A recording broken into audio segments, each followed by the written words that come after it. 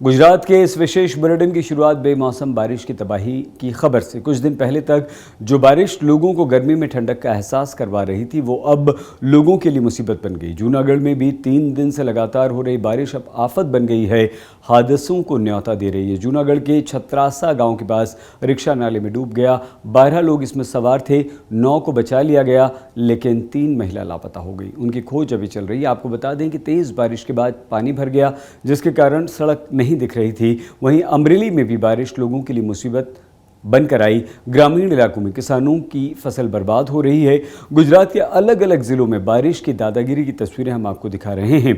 मोरबी में मौसम के मेघ जमकर बरसे। जामनगर में बारिश ने किसानों की परेशानी बढ़ा दी। खेतों में पानी भरने से किसान मायूस हो गए। बेमौसम बरसात की मार से किसानों के साथ साथ आम व्यक्ति भी अब परेशान है। गृह युद्ध की आग में झुलस रहे सूडान से धीरे धीरे सभी भारतीय नागरिकों को सुरक्षित निकाला जा रहा है। अभी तक 3000 से अधिक नागरिक भारत आ चुके हैं। ऑपरेशन कावेरी के तहत भारतीय यात्रियों का 19वां जत्था मुंबई पहुंचा। इनमें गुजरात के लोगों की बड़ी तादाद थी। मुंबई अहमदाबाद के रास्ते करीब 150 लोग राजकोट आए। साक्षात मौत के मुंह से निकलकर आए इन लोगों ने दिल दहला देने वाले अपने अनुभव सुनाए।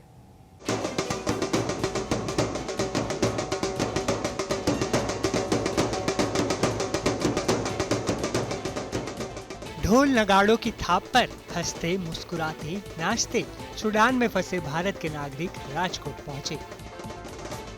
हर चेहरे पर खुशी और सुरक्षित वतन लौटने का सुकून साफ नजर आ रहा था। चिंता और परेशानी का दौर खत्म हुआ। सूडान से आए यात्री अपने परिजनों को देखते ही गले लग गए। राजकोट पहुंचे लोगों में कई वरिष्ठ नागरिक थे तो कई छोटे बच्चे भी।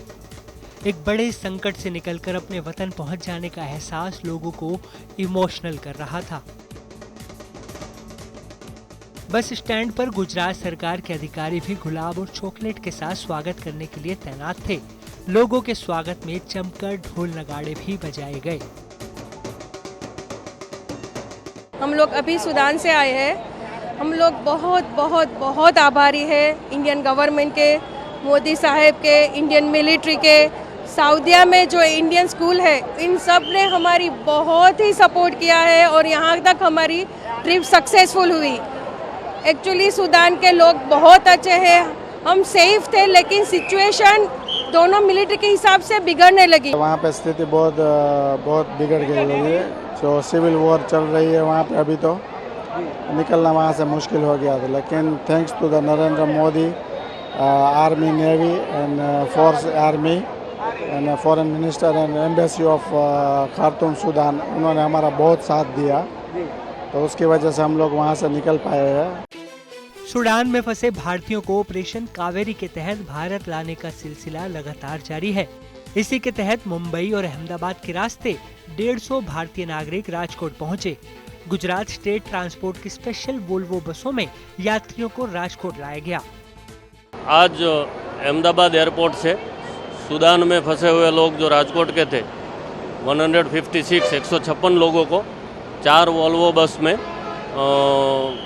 डिस्ट्रिक्ट एडमिनिस्ट्रेशन की ओर से वहाँ से यहाँ राजकोट बस पोर्ट तक लाया गया है।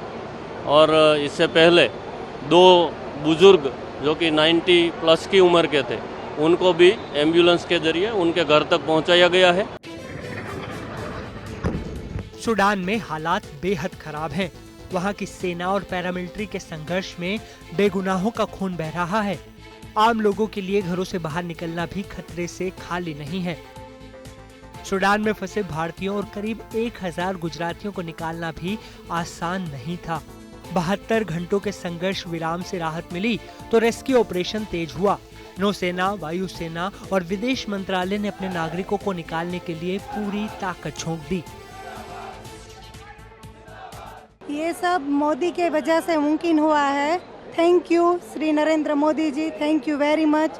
हम लोग यहाँ सेफ पहुँच गए हैं और फैमिली से मिल गए हैं। Thank you so much. Operation Kaveri के तहत अब तक सूडान से भारतीयों के 19 जत्थे देश लौट चुके हैं।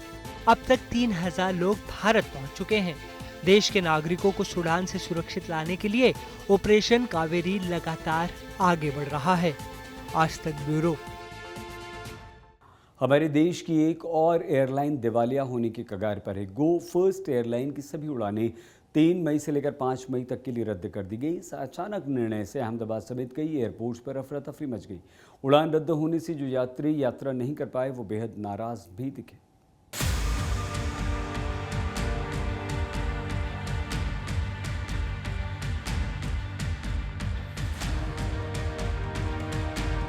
देश के बाकी एयरपोर्ट की तरह अहमदाबाद एयरपोर्ट पर भी बुधवार को अफरा तफरी का आलम था। गो फर्स्ट एयरलाइन की सभी उड़ानें रद्द होने से लोग परेशान थे। लोगों का पूरा प्लान चौपट हो रहा था और एयरपोर्ट पर पूरी जानकारी देने वाला भी कोई नहीं था। बहुत दिक्कतों का सामना करना पड़ता है, जैसे कि सामने टाइम दिया होगा और फ्लाइट कैंसिल हुआ, फिर नया फ्लाइट में टिकट लेना, वो भी पैसे का वेस्ट है ना। आज ये एडवांस बुकिंग कराया तो कम में आता, फिर ये इमरजेंसी में कराया तो 4 गुना पैसे देना पड़ता और सामने भी पहुंचने में दिक्कत होती सब। इसी वास्ते ये गवर्नमेंट को पहले से इन्फॉर्म करना चाहिए कंपनी वाले को, कि नहीं तो क्या है, कोई भी सामने किधर भी एडजस्टमेंट कर सकता आदमी। मेरा कहने का ये है, लास्ट मोमेंट में कोई भी कंपनी हो इस तरह से फ्लाइट मिस नहीं करना चाहिए। आने जाने वालों को बहुत दिक्कत होती है, प्रॉब्लम होता है। कहीं किसी को इमरजेंसी पहुंचना होता है, तकलीफ होती है। इमरजेंसी में दूसरी फ्लाइट में टिकट निकालना, वो भी बहुत प्रॉब्लम होता है। किसी भी कंपनी वालों को पहले से ही किसी को अलर्ट करना चाहिए कि हम ये कैंसिल कर रहे हैं। इमरजेंसी में ऐसे नहीं करना चाहिए, ये सही बात नहीं है। गो फर्स्ट एयरलाइन फंड की कमी के चलते दिवालिया होने की कगार पर है। एयरलाइन ने 3, 4 और 5 मई के लिए सभी बुकिंग्स और उड़ानें रद्द कर दी हैं। जिन यात्रियों ने टिकट बुक कराई थी वो परेशान हो रहे थे, उनमें भारी नाराजगी थी। रिफंड और यात्रा के विकल्प की जानकारी लेने के लिए लोग इधर उधर चक्कर काट रहे थे। जानकारी के मुताबिक कंपनी ने दिवालिया समाधान कार्यवाही के लिए NCLT में आवेदन दिया है। एयरलाइन का कहना है कि इंजन नहीं मिलने के कारण 28 विमानों को ग्राउंडेड करना पड़ा है, जिससे उड़ानों की संख्या में कमी आई है और इससे कंपनी का कैश फ्लो भी कम हुआ है।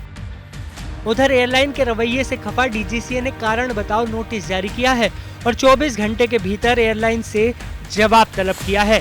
आज तक ब्यूरो। PM मोदी के स्वच्छता अभियान को उनके गृह राज्य गुजरात के घोटालेबाज ही खराब कर रहे हैं। या कमज़ोर वर्गों के लिए शौचालय बनाने में भारी धांधली हुई। जब आज तक की टीम प्रभावित गांव में पहुंची तो असलियत और हैरान करने वाली थी।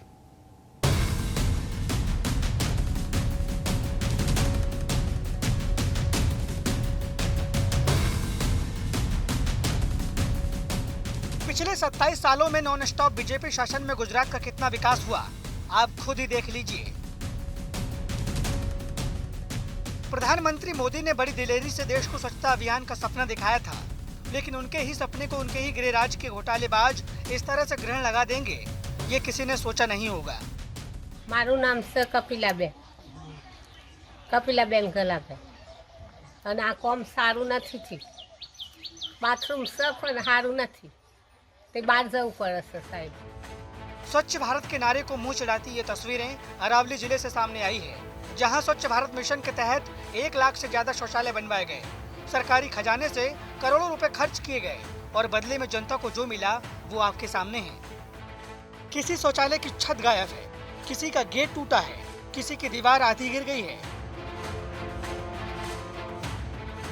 कहीं टॉयलेट सीट टूट गई है और कहीं शौचालय के नाम पर खाली गड्ढा करके छोड़ दिया गया है। અરવલ્લી જિલ્લાના બાયડ ખાતે સ્વચ્છતા અભિયાન દ્વારા ટોયલેટ બનાવવામાં આવ્યા હતા। આપ જોઈ રહ્યા છો દ્રશ્યોની અંદર કે જે ભારત સરકાર દ્વારા સ્વચ્છતા અભિયાનને જે ટોયલેટો બનાવવાના તે ભ્રષ્ટાચાર થયો હોય તેવું દેખાઈ રહ્યું છે। આ દ્રશ્યની અંદર જોઈ રહ્યા છો, નથી દરવાજો, નથી ટપ કે નથી ખાડકૂવો। અરવલ્લી જિલ્લાના બાયડ ખાતે ભ્રષ્ટાચાર ખૂબ વધી ગયો હોય તેવું જોવા મળી રહ્યું છે।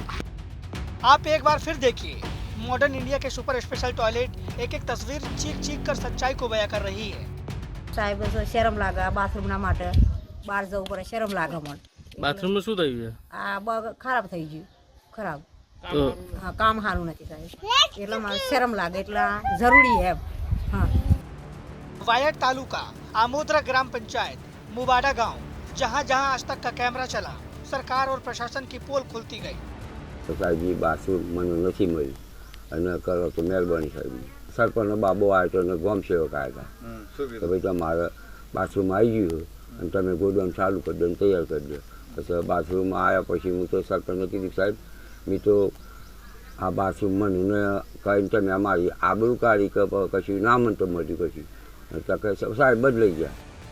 प्रधानमंत्री के ड्रीम प्रोजेक्ट की आड़ में कितना बड़ा फर्जीवाड़ा किया गया, इसका अंदाजा इस बात से लगा सकते हैं कि अरावली में जो शौचालय बने हैं उनमें आधार प्रूफ अहमदाबाद के लगे हैं।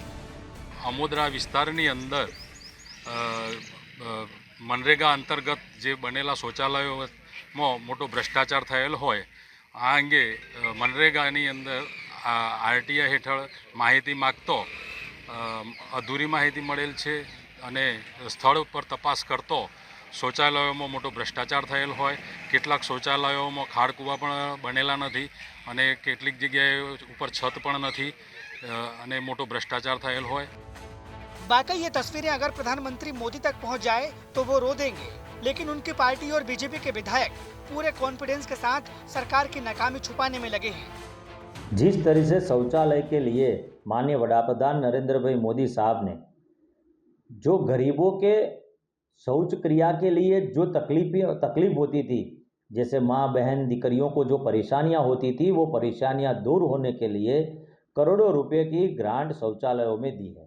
फिर भी कहीं कॉन्ट्रैक्टरों ने, जैसे आमोदरा पंचायत है उसी तरह से कोई कॉन्ट्रैक्टरों ने खुद के कमाई के लिए या खुद के हितेच्छु लोगों को शौचालय बना के दे दिए, जो शौचालय वो जगह पे मंजूर भी नहीं हुए थे।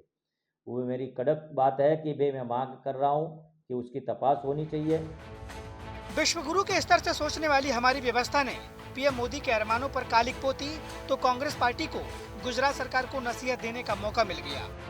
सरकार द्वारा चलाया जा रहा ये अपना शौचालय का जो भी लाभार्थियों को जो 12,000 रुपये देकर उनसे शौचालय बनाए जाते हैं, उसमें यानी हमारे ये कोई गांव में भ्रष्टाचार की बू आ रही है, इसमें पूरी छानबीन हो और अगर किसी ने ये कौभांड किया हुआ है तो उसके खिलाफ कार्रवाई करके आगे से कोई ऐसी कार्रवाई के ये कौभांड के बारे में सोचे भी नहीं, ऐसी कार्रवाई करके उन कर्मचारियों को सजा भी देनी चाहिए।